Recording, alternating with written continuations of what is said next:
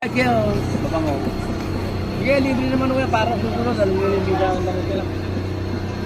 Tatay. Neck oil. Pagka bago kayo mag-media sa atin, itong malaki na kunin nyo, kukunahin nyo. Maliit lang kuya, wala akong ano. Wala akong budget. Opo. Hindi ko naman to na ano sa budget. Hindi na kayo-schedule.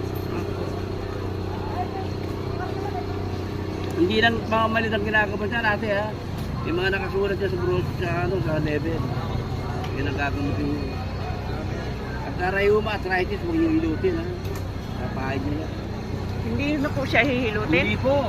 Kaya nga bibigyan ko ng brochure ang paghilot, pababa oh. Halimbawa, nagpahid kayo, kasapon ako kayo. Bakit dito na sa mga. Pag nagpahid kayo, huwag pabalik-balik ng one direction lang, pababa. Para nag-open yung skin po, lumalabas yung lamig.